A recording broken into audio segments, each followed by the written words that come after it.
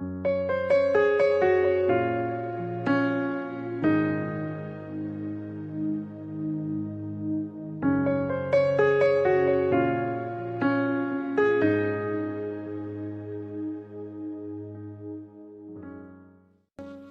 crianças, como estão? Hoje nós estaremos estudando a lição 2 da nossa revista, que tem como título A Justiça do Reino.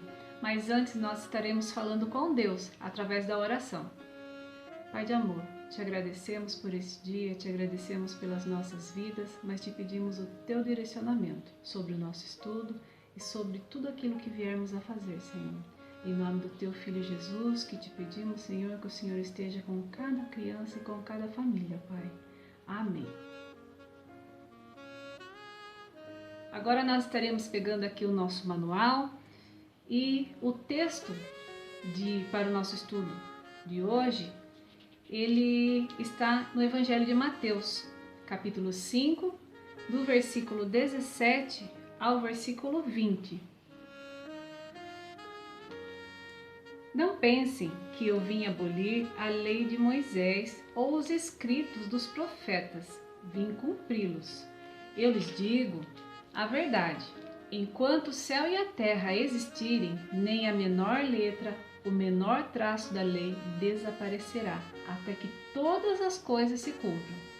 Portanto, quem desobedecer até ao menor mandamento e ensinar outros a fazerem o mesmo será considerado menor no reino dos céus, mas aquele que obedecer à lei de Deus e ensiná-la será considerado grande no reino dos céus. Eu os advirto, a menos que a sua justiça supere muito a justiça dos mestres da lei e dos fariseus, vocês jamais entrarão no reino dos céus.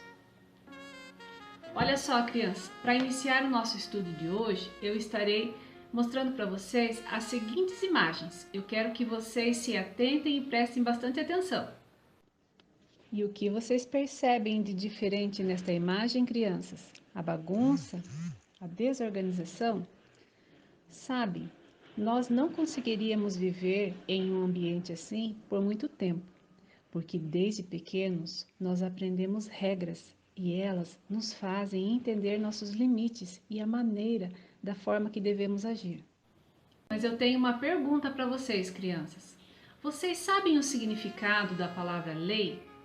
As leis, elas são regras, ou seja, autoridade soberana de uma sociedade que impõe a todos os indivíduos a obrigação de se submeter a ela.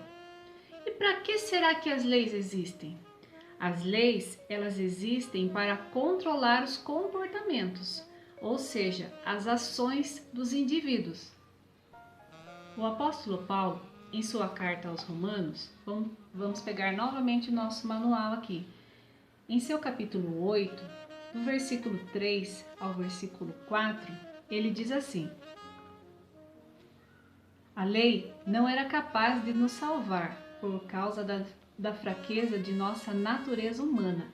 Por isso, Deus fez o que a lei era incapaz de fazer, ao enviar seu Filho na semelhança de nossa natureza humana pecaminosa e apresentá-lo como sacrifício por nosso pecado. Com isso, declarou o fim do domínio do pecado sobre nós, de modo que nós, que agora não seguimos mais nossa natureza humana, mas sim o Espírito, possamos cumprir as justas exigências da lei. O apóstolo Paulo ele deixa bem claro aqui no início do versículo 3, que a lei ela não era capaz de nos salvar devido à nossa fraqueza humana. Lá no livro de Êxodo, no capítulo 20, do versículo 1 ao 17, nós podemos ver os 10 mandamentos que Deus deu ao seu povo através de seu servo Moisés, ou seja, as leis que o povo deveria cumpri-las. Vejamos então os 10 mandamentos que o Senhor deu ao povo. Adore somente a mim. Não adore imagens. Não use o meu nome sem o respeito que se deve a mim, o seu Criador, o Deus eterno. Faça todo o trabalho em 6 dias e guarde o sábado. Respeite seu pai e sua mãe, para que você tenha vida longa. Não mate, não cometa adultério, não roube, Não minta a respeito de ninguém e não cobice nada que não for seu. Olha só, crianças, eu vou dar a vocês agora 2 exemplos para vocês irem pensando aí. Um dos mandamentos que Deus deu ao seu povo, ou seja, uma das leis, é para não roubar. Mas e se por dentro eu já desejei aquilo para mim? Já tomei posse daquilo para mim? Outra, para não mentir, certo? Mas e se por dentro eu estou pensando totalmente ao contrário daquilo que minha boca está falando? E foi pensando exatamente nisso, crianças, como disse o apóstolo Paulo, por causa da fraqueza da nossa natureza humana, que Deus enviou seu Filho Jesus para nos ensinar a doutrina do amor e da salvação. No Antigo Testamento, crianças, Deus era muito rigoroso em relação ao cumprimento das leis, mas ele nunca deixou de amar o seu povo. Ele exigia sim que as leis fossem cumpridas, mas por conta de ter de haver uma ordem.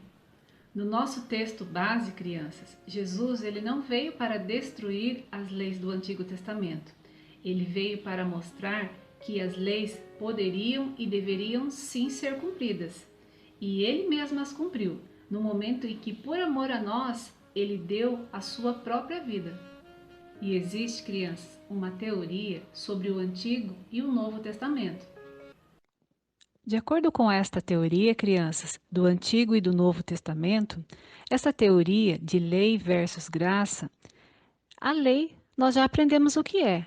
Agora, a graça é o dom que Deus concede aos homens e que nos torna capazes de alcançar a salvação. No Antigo Testamento se condenava o pecado, já no Novo Testamento, Jesus ensina o perdão, que devemos perdoar ao nosso próximo, ou seja, ele nos trouxe um novo tratamento aos nossos corações, que antes eram totalmente endurecidos. Ainda no Evangelho de Mateus, no capítulo 18, versículo 22, Jesus nos ensina que, se preciso for, nós devemos perdoar o nosso irmão até 70 vezes 7. Olha só, e isso nos mostra quão grande é o amor de Jesus por nós. O ponto-chave, crianças, da compreensão da antiga e da nova aliança é o amor.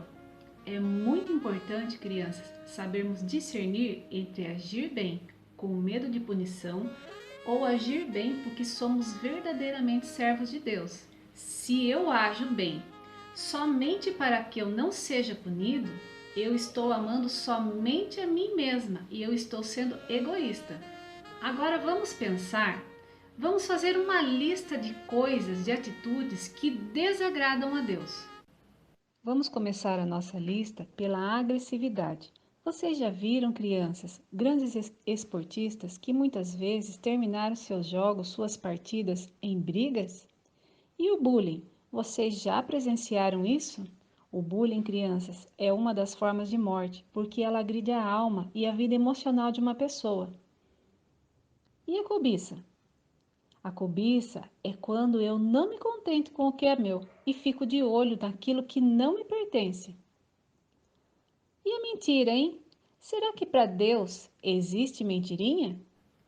Poderíamos citar aqui, crianças, inúmeras situações que desagradam a Deus. Jesus nos mostra, crianças, um ângulo bem diferente. Em vez dele se concentrar no nosso pecado exterior, ele se voltou para o nosso interior e ele lançou luz sobre o nosso coração humano, onde o pecado ele é concebido, ou seja, aonde ele se desenvolve. Jesus, ele pretendia que a sua mensagem de graça, ela ajudasse a limpar o coração pecaminoso do homem. E para encerrarmos, crianças, nós vamos refletir sobre a postura que Jesus espera de mim e de você. Pedro, olha o que você fez! Foi sem querer, desculpa. Você sempre diz isso. Mas foi sem querer. Mas isso não adianta nada. O que foi, crianças? Pai, olha o que ele fez com a minha girafa. Mas eu já pedi desculpa. Você sempre faz isso. Tá bom, tá bom. Então Pedro quebrou sua girafa. E não foi só isso. Ele tomou meu sorvete, entrou no meu quarto sem pedir e desenhou no meu cântico. Mas eu já pedi desculpa. Sofia, você se lembra de algo que você fez de errado? Bom, eu esqueci de arrumar a cama, não fiz a lição de casa e não lavei a louça.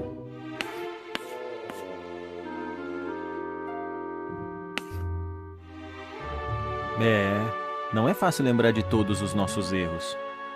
Mas você se arrependeu? Quando a gente se arrepende, ele nos diz no Salmo 134, aqui fala que com Deus há o verdadeiro perdão. Sofia, o que quer dizer perdoar de verdade?